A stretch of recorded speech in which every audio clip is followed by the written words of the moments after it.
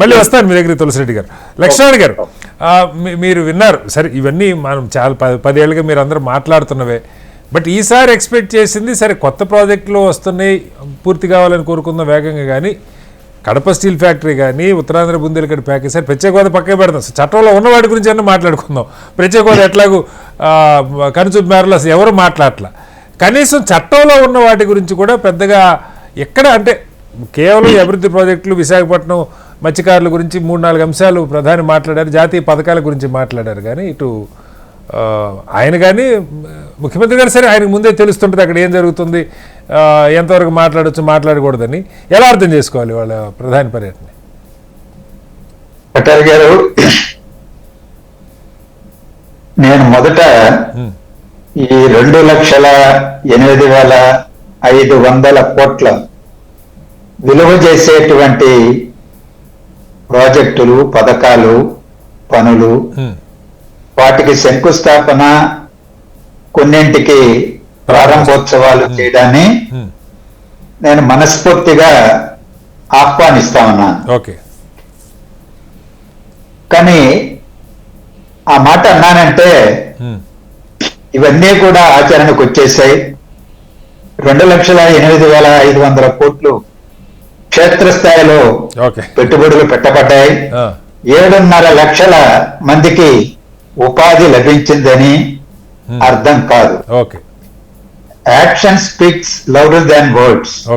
ఈ రోజు మాటలు చాలా గట్టిగా, బలంగా వినిపించడం జరిగింది. అవి క్షేత్రస్థాయిలోకి వచ్చినప్పుడు వాటిని ఫలితాలు ప్రజలు అనుభవిస్తారు. ఆనాడు నిజంగా మనం ఆనందిద్దాం. ఇవాళ ఒక 3-4 విషయాలు ప్రస్తావన చేయాలి. చెప్పండి. ఈరోజు ఒక ప్రైవేటు సంస్థ పెట్టేటువంటి ఉక్కు కర్మాగారానికి రా మెటీరియల్ తీసుకురావడానికి అండర్ గ్రౌండ్ లో పైప్ ద్వారాల్లో తీసుకొస్తే బాగుంటుంది అని చెప్పి ప్రధానమంత్రి గారికి ముఖ్యమంత్రి గారు సూచిస్తే శభాష్ అన్నారని వారు చెప్పారు. మంచిదే.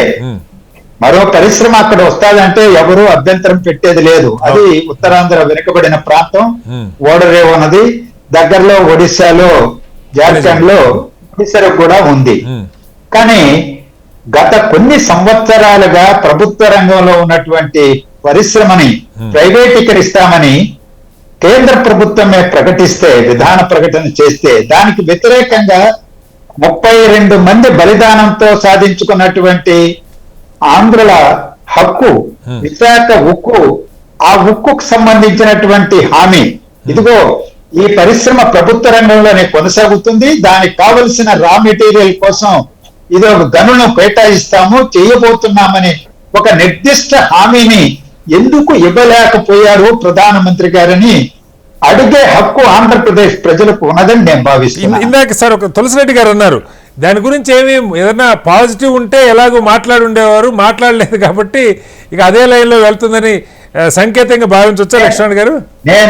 నేను ఎందుకు ఆ హామీ ఇవ్వలేదని హక్కు మాత్రమే దాన్ని ప్రశ్నిస్తున్నాను.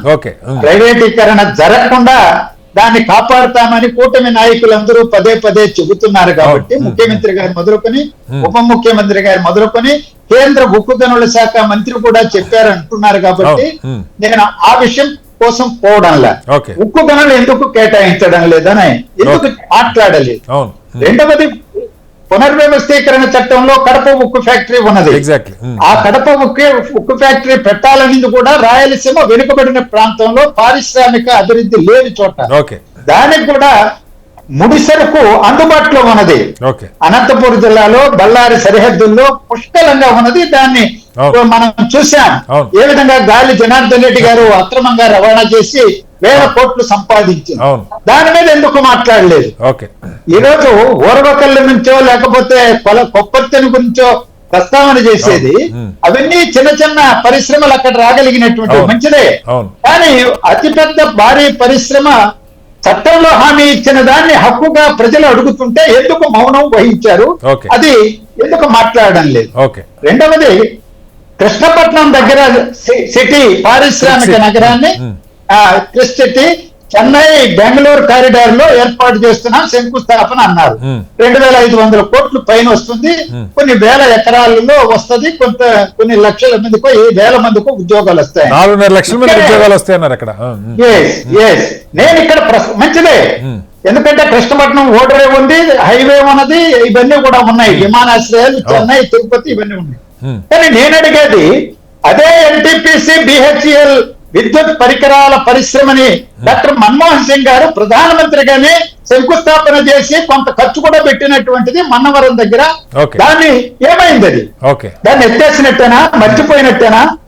ఇది ఆంధ్రప్రదేశ్ ప్రజలు, ప్రత్యేకించి రాయలసీమ ప్రాంత ప్రజానీకం అడుగుతున్నటువంటి ప్రశ్న. రెండవది ఈ ఒక్క నిమిషం శ్రీనివాస్ గారు, 2,08,500 కోట్లలో 1,84,000 కోట్ల రూపాయలు గ్రీన్ హైడ్రోజన్ ఎనర్జీ హబ్కు మాత్రమే సంబంధించింది. మిగిలిన వాటన్నింటినీ 20,000 కోట్ల రూపాయలు, 24,000 కోట్ల రూపాయలు జాతీయ రహదారులు, లేకపోతే రైల్వే ప్రాజెక్టులు, ఇవన్నీ కూడా. ఇక్కడ రైల్వే జోన్కు సంబంధించి 10 ఏళ్లు గడిచిపోయింది. ఇవాళ భవనానికి శంకుస్థాపన జరిగింది.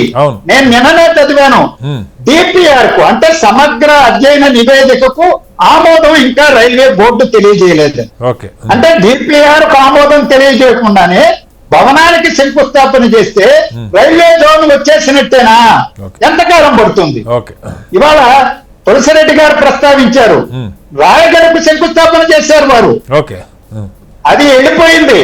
ఈ రోజు అడుగుతున్నది ఆ రైల్వే భాగాన్ని వదిలిపెట్టి రైల్వే లైన్ భాగాన్ని, మిగిలినటువంటి భాగం వాల్తేరు డివిజన్ ను కొనసాగిస్తారా లేదా అనే ప్రశ్న. అది కూడా చెప్పలేదు స్పష్టంగా. అది కూడా చెప్పలేదు. నేననేది రైల్వే జోన్ కు కార్యాలయానికి శంకుస్థాపన చేయడాన్ని స్వాగతిస్తూనే ఈపీఆర్ ను తక్షణం ఆమోదించి దాన్ని అమల్లోకి తీసుకురావాలి. ఏదో ఒక ఆఫీసులో ఈ రోజు కేంద్ర విశ్వవిద్యాలయాలు, విద్యా సంస్థలు వేరే వేరే చోట అద్దె ఇళ్లలో పెట్టి నడిపారు కదా కొంతకాలం. రేపో ఎల్లుండో అద్దెకి తీసుకోండి, లేకపోతే డివిజనల్ కార్యాలయం ఉంది, అక్కడి నుంచి రైల్వే జోన్ ను ప్రారంభించండి. రైల్వేలు అభివృద్ధికి, కొత్త రైళ్ల ప్రవేశపెట్టడానికి, ఆంధ్రప్రదేశ్ కు మేలు చేసేటువంటి పని ఎందుకు చేయరు అని ఇవాళ ప్రజలు అడుగుతున్నారు అనేది నేను గుర్తు చేస్తున్నాను.